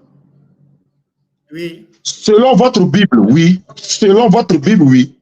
Je précise, hein. Ce n'est pas selon l'islam, ce n'est pas selon le Coran. Selon votre Bible, oui. Non, selon le Coran et tous les prophètes sont purs. Selon le Coran, tous les prophètes sont purs. Non. Le Jésus du Coran et le Jésus de la Bible, ce n'est pas le même Jésus. Le Issa du Coran. En fait, on va sortir du cadre du débat, en fait. Mais je vais répondre quand même. Non. Le Jésus du Coran. Répondez-moi. Le Jésus du Coran. Ouais, je vais répondre. Le Jésus du Coran, c'est un prophète, c'est un envoyé de Dieu. Le Jésus de la Bible, c'est un prophète, c'est un envoyé de Dieu. Maintenant, quel est le Jésus qui est Dieu là? C'est quel Jésus qui est Dieu là? Voilà. Avant qu'on arrive à là, c'est la finition. Mais il faut qu'on comprenne sa pureté. Il faut qu'on comprenne la pureté de Jésus. Mais quand tu me dis qu'ils se sont purifiés, donc ça veut dire que Jésus-Christ est impur. C'est pas moi j'ai dit, c'est la Bible, doyen, c'est pas moi. C'est la Bible qui a dit, c'est pas moi. La Bible n'a pas dit. Non. Je vais relire. Mon ami, je vais relire. Relis. Je prends les internautes à témoin. Je prends tous les internautes à témoin. Luc chapitre 2, verset 21 à 22. Luc. Je prends les internautes à témoin. Il dit la Bible n'a jamais dit ça. Je relis le texte. Luc 2, 21. Le 8e jour auquel l'enfant devait être circoncis, c'est Jésus. Étant arrivé, en lui donnant le nom de Jésus. Luc 2, 21 à 22. Luc chapitre 2, le verset 21 et le verset 22. Ok, tu peux lire. Luc 2, 21. Le 8e jour auquel l'enfant devait être circoncis, étant arrivé, en lui donnant le nom de Jésus, nom qu'avait indiqué l'ange avant qu'il fût conçu dans le sein de sa mère. Verset 22. Et quand Et quand le jour de leur purification fut accompli, selon la loi de Moïse, Joseph, le premier papa adoptif de Jésus, Joseph et Marie, la fiancée de Jésus, mère de Jésus, le portaient qui? L'enfant qui vient de circoncire, après la purification, hein, le portaient à Jérusalem pour le présenter au Seigneur, mais après, on dit quand le jour de leur purification fut accompli, on n'a pas dit arrivé, hein, c'est-à-dire ils ont fini de se purifier. Ça a été accompli, c'est-à-dire la purification a été accomplie d'abord, il faut se purifier d'abord avant d'aller présenter au Seigneur. Mais ils ont fini de se purifier ici. Qui et qui se sont purifiés? Joseph n'a pas besoin de se purifier ici puisqu'il n'a pas accouché. Il n'a pas aussi couché avec Marie. C'est Marie qui a accouché, elle et puis l'enfant. Comme ils se sont purifiés, elle et l'enfant, avant maintenant d'aller se présenter au Seigneur. Moi, ma question est de savoir, ils se sont purifiés de quoi? On se purifie de quoi? Je vais te répondre. Vous savez, la purification dont il est écrit ici, c'est une loi en Israël. Chaque fois qu'un enfant est né, le 8e jour, ils doivent subir cette purification. C'est une loi. Très bien. Mais un enfant par rapport à une femme, et quand vous voyez, on dit les jours de leur purification, vous voyez leur purification, il n'y a pas S, ça veut dire que c'est laissé à la portée des uns et des autres. Mais entre les deux, là, on sait qui est impur. Entre voilà. les deux, là, leur purification, là, c'est qui et qui? Oui, je dis, leur purification, il n'y a pas S, ça veut dire que c'est chacun. Non, mais c'est qui et qui? Ouais, quand on dit leur purification, c'est qui et qui? Qui et qui?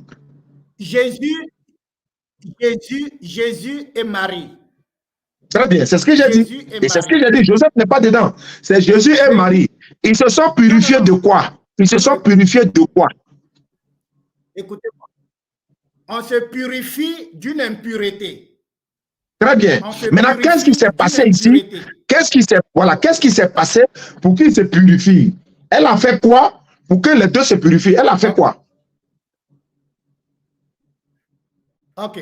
Le fait qu'elle se purifie, c'est dû au fait qu'elle a couché.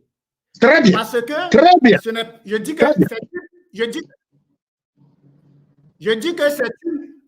que c'est une loi.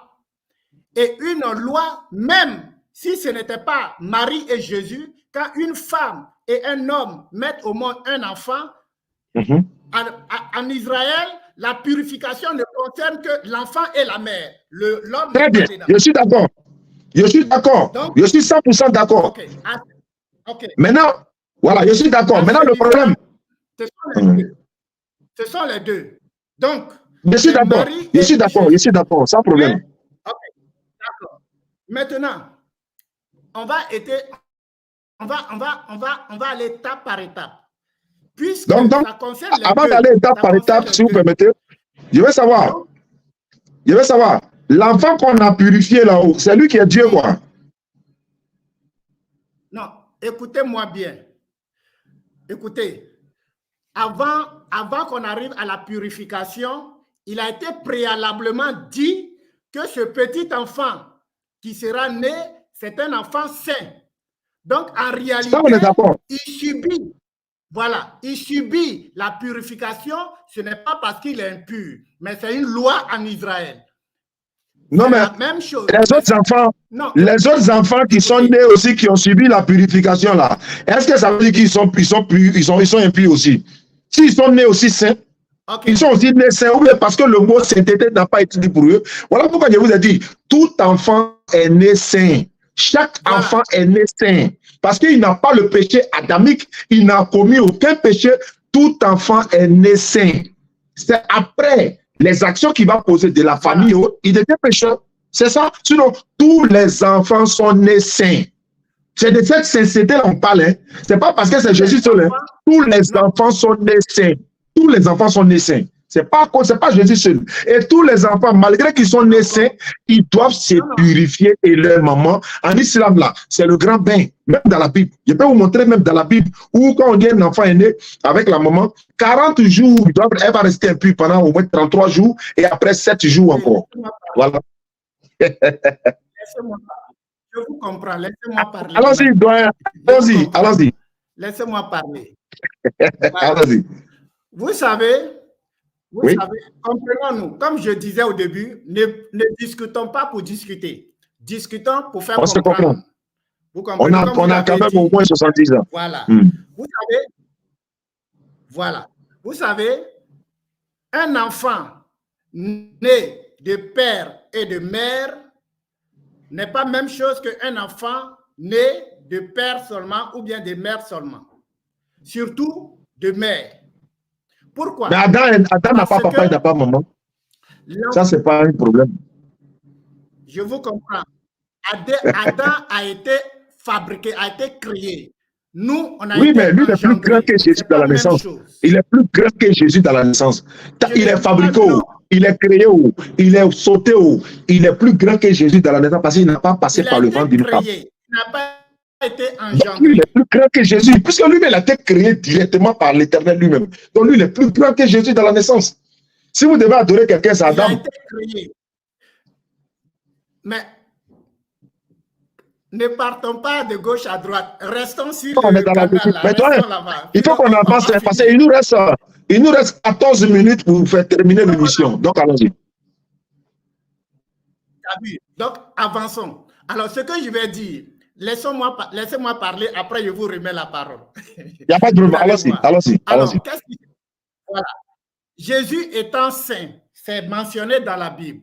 Donc, cette purification, il n'obéit uniquement que la loi prescrite par les ancêtres. Donc, il obéit. Mais en réalité, il se fait purifier, non pas parce qu'il est pur, mais en réalité, du fait qu'il est enfant, il subit la loi. Il subit simplement la loi. Sinon, il ne se fait pas, c'est pas parce qu'il est impur. La personne qui est impure entre les deux, c'est sa mère. Donc, c'est sa mère qui se fait purifier. Voilà. Donc, concernant Jésus, il obéit simplement à la loi. Et en tant qu'enfant, il doit le faire. Et c'est sa mère qui l'amène à faire cela. Non, c'est les deux qui se sont purifiés, doyen. Il ne faut pas dire que c'est sa mère, c'est les deux. C'est les deux qui se sont purifiés. Ils se sont purifiés. Ils se sont purifiés. Comprenez? Ils se sont purifiés, mais ce n'est pas parce qu'il est impur qu'il s'est purifié. Il s'est purifié parce qu'il a obéi à la loi. Mais oui, Marie s'est purifiée parce qu'elle est pure. Parce qu'elle est impure à cause du sang. Non. Je vous dis non, pourquoi? Je vous dis non, pourquoi? En fait, Marie est impure par rapport à quoi?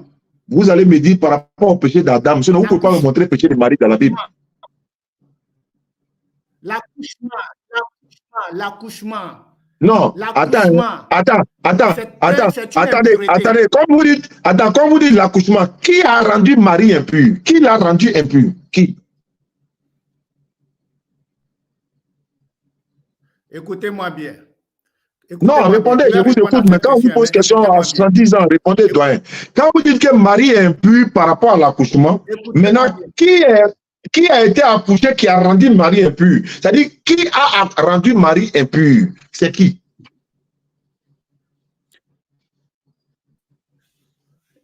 Il faut comprendre, ce n'est pas quelqu'un qui rend quelqu'un impur. C'est l'acte qui rend quelqu'un impur. Pourquoi? Parce que, regardez. Attends, je vais prendre job. Allez-y, hein. Écoutez. Je vais prendre job.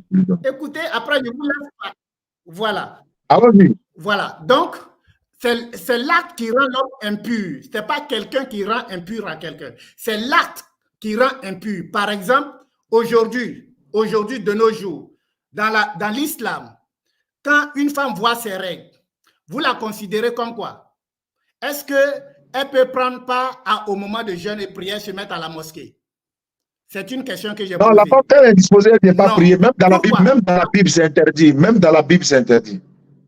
Et pourquoi? Pourquoi? À cause des indispositions. Et l'indisposition, c'est quoi? C'est le coulement du sang.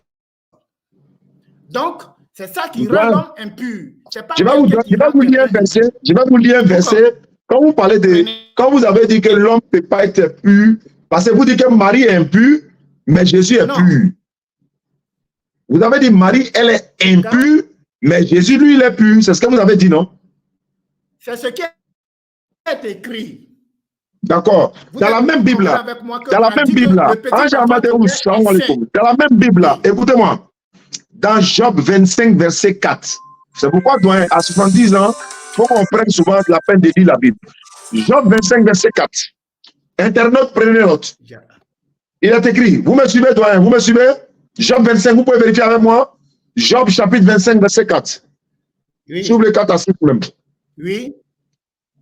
Oui. Allez sur la page pour que je fasse la lecture. Ok, Job, hein? Ouais, Job 25, verset 4.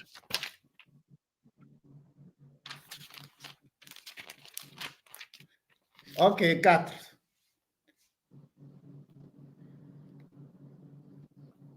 Je peux faire la lecture? Vas-y. D'accord. Comme l'homme, vous avez dit Marie est impure, mais Jésus est pur. On va dire, comment l'homme serait-il juste devant Dieu? Comment celui qui est né de la femme serait-il pur? Doyen, attention, on n'a pas dit celui qui est né de l'homme et des femmes. On n'a pas dit ça. Vous avez dit non, on parle, non, il n'a pas dit l'homme et femme. Il dit, comment celui qui est né de la femme serait-il pur? C'est-à-dire, comment Jésus va naître de Marie, selon vous, qui est impur, et puis Jésus lui-même va être pur? La Bible dit non. Vous pouvez vérifier avec moi. Job 25, verset 4. Comment l'homme serait-il juste devant Dieu? Comment celui qui est né de la femme serait-il pur? Comment? Comment quelqu'un qui va naître d'une femme, et puis tu vas être pur? Comment? Alors que vous dites, Marie est pure, Marie est impure, son fils est pur. C'est pas possible. La Bible dit non, c'est pas possible. Allons-y, papa. Il nous reste 8 minutes. Est-ce que je peux répondre? Vous pouvez répondre, vous pouvez répondre. Allons-y, papa. Je dis que Jésus, il est écrit que le petit enfant est saint. Ça, c'est la pureté. De 2, pourquoi Jésus n'est pas impur? Qu'est-ce qui rend l'homme impur? Vous voyez, je vous dis que Jésus est saint. À la croix, le sang de Jésus, ce sang-là, le sang de Jésus est pur. Le sang de Jésus est pur. Le sang de Jésus est pur. Sang de Jésus est pur. Attends, est-ce que Dieu a sang? Est-ce que Dieu a sang? Je dis, laisse-moi... Pourquoi vous voulez amener les hommes... Vous voulez amener forcément les gens en enfer, quoi? Vous dites tout que Jésus est Dieu. Hein? Mais en même temps, automatiquement, vous oubliez, le sang de Jésus est pur. Mais c'est Dieu, lui, il a sang. Mais vous êtes là pour défendre que Jésus est Dieu. Mais est-ce que vous me comprenez? Papa, à 70 ans, c'est pas bon. Allons-y. Vous me comprenez? Est-ce que vous voulez comprendre? J'ai dit... Je veux comprendre, mais c'est pas logique, en fait. Est-ce que Jésus n'est pas humain? Est-ce qu'il n'a pas le sang en lui? Mais si c'est un humain, pourquoi vous dites qu'il est Dieu? Mais aïe. Aïe. Il faut comprendre. Tu dis, est-ce que Jésus n'est pas un humain? Mais moi, il dit que c'est un humain. Mais pourquoi vous dites qu'il est Dieu? Vous avez 70 ans, vous dites que c'est un humain, mais vous dites qu'il est Dieu. Papa, l'enfant, votre petit enfant, quand vous lui dites ça, là, vous savez comment il va dire? Papa. Écoutez-moi. Je vous écoute, papa. Je vous écoute. Écoutez-moi. Dieu, il est quoi? Dieu est esprit, il n'est pas un homme. D'accord. Dieu est esprit.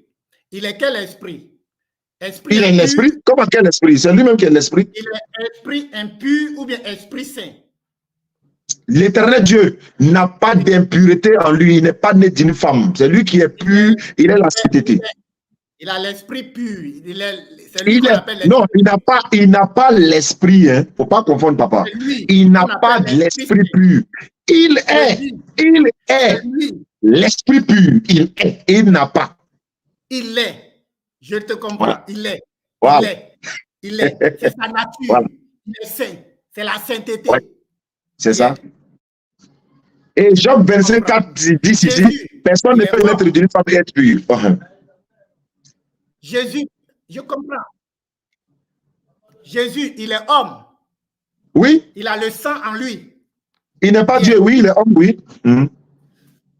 Bien. Donc, voilà, il a le sang en lui.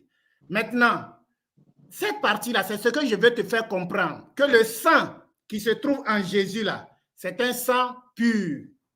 Même si c'est pur, là, même si c'est pur, oh. Maintenant, attends, je vais vous demander quelque chose. Est-ce que le sang qui est en Jean-Baptiste, là, c'est impur, ou bien en Marie, c'est impur? Le sang qui est en Marie, là, c'est impur? Hein? Oui, c'est impur. C'est impur, non? Parce que, tu sais pourquoi? Oui, à cause de la connexion adamique. Donc, je vous donne maintenant, la Bible va vous, c'est la Bible qui va vous corriger. Doyen, excusez-moi du thème, je m'excuse du thème, doyen. Je vais vous donner Job 14, 4. Regardez, hein, Job 14, verset 4. Regardez, hein, vous avez dit, Marie est impure, son sang est souillé, donc elle est impure. Mais Jésus, mais regardez, Job 14, verset 4. Comment d'un être souillé, vous pouvez vérifier avec moi, papa, et puis c'est sur ça qu'on va terminer, et je vais vous donner 2 minutes pour votre conclusion, moi aussi je vais conclure. Comment d'un être souillé sortira-t-il un homme pur? Il n'en peut sortir aucun. Comment d'un être souillé sortira-t-il un homme pur? Il n'en peut sortir aucun. Si Marie est souillée là, voilà. Est-ce que quelque chose de pur peut sortir de Marie, doyen? La réponse? Est-ce que tu es d'accord qu'elle est impure, non? Le sang. Tu es d'accord pour ça? On n'a pas dit Marie est impure ici. On dit, oui. Comment d'un être souillé? Mais comme vous dites que Marie est souillée, la Bible vous pose la question. Maintenant, comment d'un être qui est souillé là, quelque chose de pur peut sortir? Il n'en peut sortir aucun. Donc, répondez-moi, Marie qui est souillée pour vous, est-ce que quelque chose de pur peut sortir de quelqu'un qui est impur? Oui. La Bible dit non. Oui. La Bible dit non. Vous voyez, vous dites oui, mais la Bible dit non. T'as vu? Vous dites oui, la Bible dit mais la Bible dit non. Mais c'est la même Bible qui dit qu'il est saint, non? Mais la même Bible dit aussi qu'il ne peut pas naître d'une femme et puis être pur. La même Bible dit qu'il ne peut pas naître d'une femme et puis être pur. On fait comment? Mais pourquoi la Bible dit qu'il est saint? Maintenant, pourquoi la Bible dit aussi personne ne peut sortir d'un homme souillé et puis être pur? Pourquoi la Bible dit ça aussi? C'est-à-dire que si moi je suis souillé, si Adam est souillé, si Marie est souillée, Jésus est sorti, il est quoi? Il est quoi? Je vous pose la question, doyen. Si Marie est souillée, selon Job 14, verset 4, il n'en peut sortir aucun. Ça veut dire quoi en français? Il n'en peut sortir aucun. Ça veut dire quoi en français?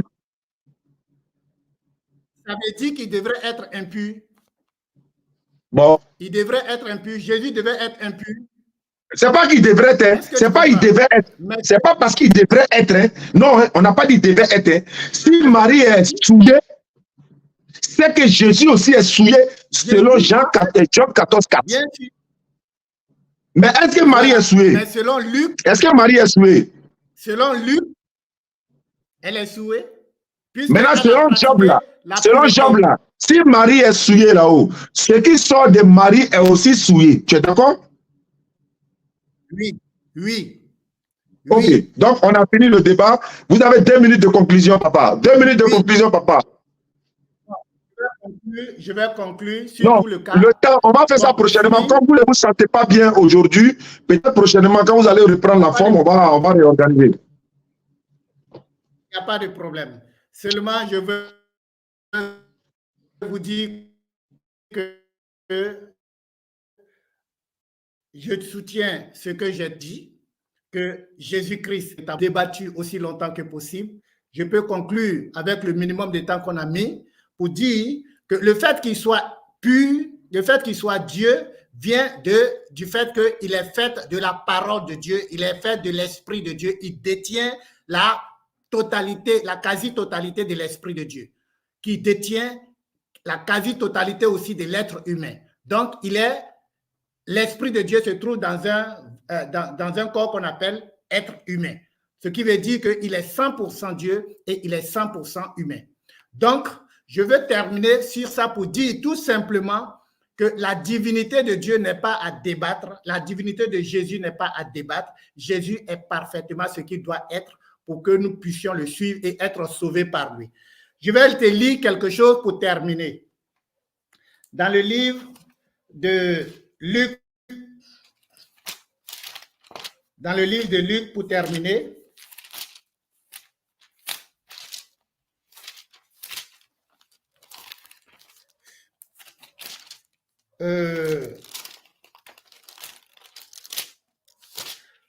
au niveau des huissiers, les huissiers qui ont témoigné du fait que Jésus-Christ, ces mêmes huissiers-là, je vais vous donner Luc. Regarde.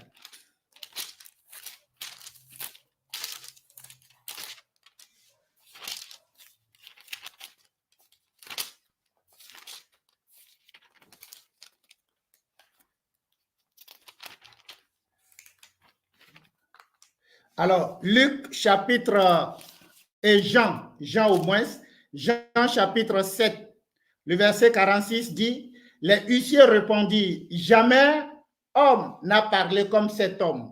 Jamais un homme n'a parlé comme cet homme. Ça veut dire que dans son langage, il se différencie, il se distingue de tous les envoyés de Dieu, de tous les prophètes et de tous les hommes de Dieu. C'est ce qui fait sa particularité. Donc, vraiment, je remercie mon frère qui a permis que nous échangeons concernant la divinité de Jésus. Je crois que quand il sera entouré de son groupe, on aura vraiment une très bonne façon d'échanger afin de se faire comprendre. Voilà, donc je dis merci à tout le monde, je salue tout le monde. Merci mon frère, que Dieu vous bénisse. Amen, amen, amen. Papa, merci beaucoup pour votre sagesse dans la parole surtout. Voilà, oui. Ce sont ces genres de débats-là que j'aime beaucoup parce que voilà, il n'y a pas de violence, il n'y a pas d'agressivité, il n'y a pas d'animosité, il n'y a pas de manque de respect et tout ça. Voici un débat de haut niveau. Hein, voilà, parce qu'il y a des personnes que nous, on a mis, par exemple, sur la liste noire. Quand j'ai dit liste noire, on ne veut plus débattre avec eux à cause de leur insolence, à cause de leur perversité, à cause de leur manque de respect et tout. Et par ricochet, j'aimerais aussi dire à tous ceux qui veulent échanger avec nous, Inch'Allah, qui sont hors de la Côte d'Ivoire, vous pouvez nous contacter sur le numéro qui s'affiche au bas de l'écran pour que nous puissions organiser, n'est-ce pas, des débats ici. Voilà, et puis ça va bien se passer, Inch'Allah. Mais par contre, ceux qui sont en Côte d'Ivoire, qui sont en train de m'embrouiller depuis quelques jours, là, je ne vais plus leur répondre d'ailleurs, voilà, parce que vous prétendez avoir vaincu quelqu'un dans un débat et matin, midi, soir, c'est vous qui êtes derrière lui, que vous voulez débat, vous voulez débat, vous voulez débat. Si vous pensez que vous avez gagné la personne, retenez ceci. Toute personne qui fait un débat, et puis après, supposons que le doyen, on finit ce débat-là, et puis il ne fait que marceler, s'acharner, marceler pour dire, ouais, il faut revenir pour un autre thème. C'est qu'il a été éclaboussé, c'est qu'il a été fracassé dans le débat. C'est pour ça qu'il redemande encore un débat, mais avec empêchement, en fait. Il reçoit des messages ou des messages. Ouais, tout ça est en train de fuir, machin. Il dit, hey, laissez.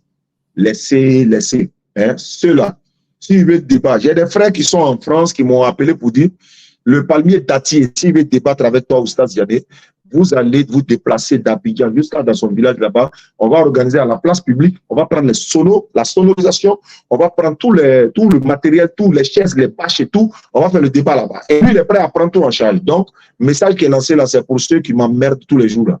Merci beaucoup. S'ils ne sont pas prêts, je leur ai dit ceci, ils n'ont qu'à aller jouer avec leurs camarades, quoi. Voilà, ils n'ont qu'à aller s'amuser ailleurs.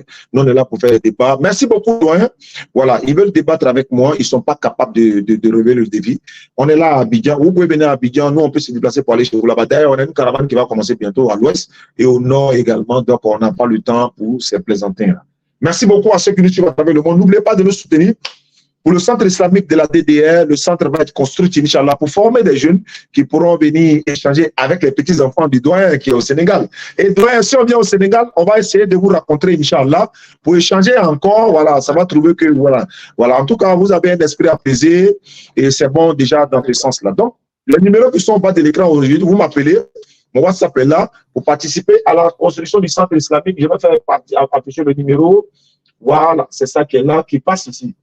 Voilà, attends, non, c'est pas ça, ici, voilà. Qui passe au bas de l'écran. Vous participez à la construction du centre islamique, c'est le numéro-là qui passe au bas de l'écran. Et ce sont des numéros mobile money pour construire le centre islamique, Inch'Allah. Surtout pour les kits convertis, parce que c'est vrai que le taux de conversion a diminué un peu, mais ça continue. Même aujourd'hui, on a fait 2 convertis. Donc, vous pouvez nous soutenir, Inch'Allah, pour, n'est-ce pas, la construction du centre islamique. Vous voyez le logo qui est derrière l'écran? Derrière l'écran, c'est la structure de, comment dirais-je, voilà, derrière là, c'est la structure, comment on appelle ça, Cool Gold Côte d'Ivoire, Cool Gold Côte d'Ivoire. Ils sont promoteurs immobiliers et aménagement foncier. Voici les numéros qui sont en bas de l'écran. Vous pouvez les contacter. C'est une entreprise très fiable. Moi, je peux prendre cet engagement-là, Inch'Allah. Et ils sont au numéro suivant 27 21 52 18 15. En tout cas, vous allez voir les numéros au bas de l'écran. Inch'Allah. Il y a une autre entreprise également, Sako et Fils. Sako et Fils aussi. Ils sont aussi dans l'immobilier. Ils sont aussi très, très, très bons parce que j'ai été visiter les sites de M. Sako et Fils à Brofo-Doumé. Moi, je suis allé moi-même pour aller voir le terrain et tout ça. Je pense que ceux qui veulent acheter des lots et tout ça, vous pouvez les contacter. Et puis, voilà, on peut être là hein, pour vous accompagner, pour, n'est-ce pas, aller montrer le bureau. Mais appelez le numéro. Appelez le numéro. Celui-là, c'est pour Cool Gold et l'autre, c'est Sako et Fils. Voilà, Sako et Fils. Voici les numéros qui sont là également. Merci à ceux qui nous suivent à travers le monde. Barakallahu fikum, jazakum Allah khairan jaza. Wassalamu alaikum wa rahmatullahi wa barakatuh. On passe au... Il y avait un débat entre les chrétiens et puis les musulmans qui ne se sont pas entendus jusqu'à ce que les prêtres et puis les chrétiens et les musulmans ils se sont mis dans un endroit. Ils disent on va poser 4 questions à la Bible et on va poser 4 questions au Coran. Parce qu'il y a trop de débats. Les chrétiens parlent ici, les musulmans parlent ici. 4 questions à la Bible, 4 questions au Coran. Et on veut trouver ces réponses-là dans le Coran et on va trouver ces 4 réponses dans la Bible. Premier, quand Dieu envoie un prophète, il donne le nom de son livre dans son livre. Est-ce que vous m'écoutez? Oui. Quand Dieu envoie un prophète, il donne le nom de son livre dans son livre. Dieu a révélé la Torah à Moïse, les Zabour à David, l'Injil, l'Évangile à Jésus, pas la Bible, et le Coran au prophète Mohammed sallallahu alayhi wa sallam. Donc, il faut qu'on ait un verset dans la Bible où Dieu dit qu'il a envoyé la Bible. Il faut qu'on ait un verset dans la Bible où la Bible parle de la Bible. Il faut qu'on ait un verset dans le Coran où le Coran parle du Coran. Première question. Il faut qu'on trouve nécessairement un verset dans la Bible où la Bible parle de la Bible en tant que livre divin. Il faut qu'on trouve un verset dans le Coran où le Coran parle du Coran. Deuxième question, les musulmans ils s'appellent musulmans, les chrétiens s'appellent chrétiens. Il faut qu'on trouve un verset dans le Coran où Dieu nous appelait musulmans, parce qu'on ne se colle pas un nom comme ça, non. Il faut qu'on trouve un verset dans la Bible où Dieu appelait les chrétiens chrétiens. Troisième, il faut qu'on trouve un verset dans la Bible ou dans le Coran qui montre le jour de les prières. Les musulmans, ils se lèvent matin, ils vont prier vendredi. Est-ce que c'est un verset coranique qui nous envoie d'aller prier?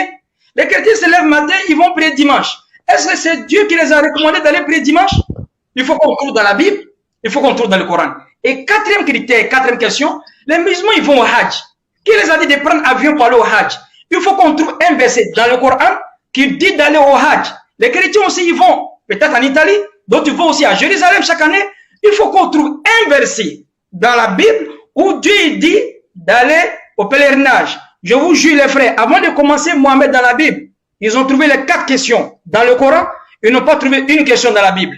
Je vais revenir. On va ouvrir notre débat. Je suis obligé de faire cette digression-là.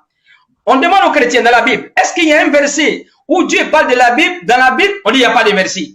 Ta Biblia, anglais ta Biblia, rassemblement de livres. J'ai fini. Ce n'est pas un livre. Dieu n'a pas appelé un livre qu'on appelle Bible. Ça fait un. On demande aux musulmans, est-ce que le mot Coran, ça vient de Dieu? On dit il y a plus de 80 versets qui parlent du Coran dans le Coran. Yasin, wal Qur'an al-Hakim, ar-Rahman, allama al-Qur'an, wa nunazzilu min al-Qur'ani ma huwa shifa wa rahmatu lil mu'minin, wa la yazidu zalimina illa khasara. Wa iza qara'ta al-Qur'an, ja'alna baynaka wa bayna allazina la yu'minuna bil akhirah hijaban mastura. Allah parle du Coran dans le Coran. Law anzalna hazal Qur'an ala jabali. Ce Coran-là, si ça descendait sur une montagne, la montagne va devenir poudre par la crainte d'Allah. Il y a plus de 70 versets qui parlent du Coran dans le Coran. Il n'y a pas un seul verset dans la Bible qui parle de la Bible dans la Bible. Ça fait un. Deuxième, est-ce que c'est Dieu qui dit aux musulmans de devenir musulmans ou bien c'est les musulmans qui ont imaginé ça? Les chrétiens. Est-ce que c'est Dieu qui les appelait chrétiens ou bien c'est eux-mêmes qui ont imaginé? On dit il y a plus de 3 à 4 à 5 versets dans le Coran où Dieu nous appelait musulmans. Ibrahim alayhi salam dit Huwa samakum muslimina min qabla. Allah dit Man ja'ala alaykum fi din min haraj. Je n'ai pas donné de contrainte de votre religion. Millat abikum Ibrahim. Ça c'est la voie tracée de votre père Abraham. Huwa samakum muslimin min qabla. C'est lui qui vous appelait musulmans. Allah dit encore Wala tamutuna illa wa antum muslimun. Vous mourrez pleinement musulmans. Allah a appelé les musulmans dans le Coran. Donc le mot musulman, c'est pas un mot qu'on a imaginé. On retourne maintenant chez les chrétiens. Est-ce que le mot chrétien, c'est Dieu qui appelle les chrétiens chrétiens? On dit non. Le nom chrétien est 3 fois dans la Bible. Le premier nom chrétien, Actes des Apôtres, chapitre 1, verset 26. Le nom chrétien fut appelé pour la première fois à Antioche. Qui appelait les chrétiens chrétiens? C'est pas Dieu. C'est pas un ange. C'est pas un génie. C'est pas un sorcier. Qui appelait les chrétiens chrétiens? C'est les féticheurs, les adorateurs d'une déesse qu'on appelait Astarti. Ça fait 2. Troisième question. Est-ce que les musulmans, ils vont prier vendredi? Est-ce que c'est Dieu qui les envoie d'aller prier vendredi? Les chrétiens aussi, ils vont prier dimanche. Qui les a envoyés pour aller prier dimanche? Ils ont trouvé la réponse dans le Coran. Ils n'ont pas trouvé une réponse dans la Bible. On va maintenant dans le Coran. Est-ce qu'il y a un verset qui parle de Juma? On dit il n'y a pas verset, hein? Il y a une sourate complète qui parle de Juma. Une sourate complète. On dit maintenant, Allah dit dans le Coran, Ya ayyuhallazina amanu, oh vous qui avez cru, Iza nudiya ila salat min yawmil juma, fas'aw ila zikrillah. Quand on vous appelle pour l'office de vendredi, allez-y évoquer Allah. Il n'y a pas verset seulement qui parle de Juma, il y a une sourate complète qui parle du jour de vendredi. On retourne maintenant chez les chrétiens. Est-ce qu'il y a un jour que Dieu dit de prier dimanche? Il n'y a pas un jour. Pour commémorer le jour du dimanche, les chrétiens, ils ont mis dimanche. Vous dites que Dieu a créé le monde en 6 jours, il s'est reposé le 7e jour. Ça contredit le Coran. Et ça contredit la puissance de Dieu. Parce que Allah, dans le Coran, qu'est-ce qu'il dit? J'ai créé les cieux et la terre.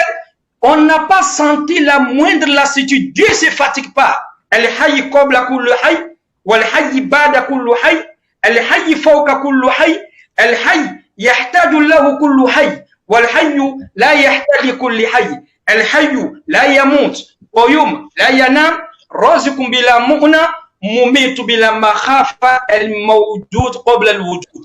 Il est le vivant qui était là après toutes les vies. Il est le vivant qui sera là avant toutes les vies. Toutes les vies dépendent de sa vie. Lui, il ne se fatigue pas. Allahu la ilaha illa huwa al-hayyul qayyum. Allah, il n'y a point de Dieu que lui. Al-hayyul al-qayyum, il se prend lui-même en charge. La ta'khuzuhu sinatun wa la nawm. La sourate 2, verset 255. Ça montre la puissance d'Allah, montre que Dieu ne se fatigue pas. Donc, le concept de dire que Dieu a créé le monde en 6 jours, il s'est reposé le 7e jour, ça va à l'encontre, ça contredit le pouvoir de Dieu. Et le Coran met ça en défi. Allah il dit, j'ai créé la terre en 6 jours, je n'ai pas senti de fatigue. On n'a pas senti de fatigue. Donc, pour commémorer le jour du dimanche, les chrétiens ils vont prier dimanche. Ce n'est pas biblique. Et maintenant, on demande aux chrétiens, le fait que les gens ils vont où ça? À Jérusalem. Ou bien ils vont en Italie. Est-ce que c'est un verset biblique? Il n'y a pas de verset. Il n'y a pas de verset. On dit maintenant les musulmans, allez faire le Hajj à la Mecque. C'est Dieu qui vous a envoyé. On dit il n'y a pas de verset seulement. Il y a une sourate entière pour le Hajj. Sourate 22. Allahu Akbar. C'est une parenthèse. Donc on va rentrer Mohamed dans la Bible. On avait dit tantôt que le prophète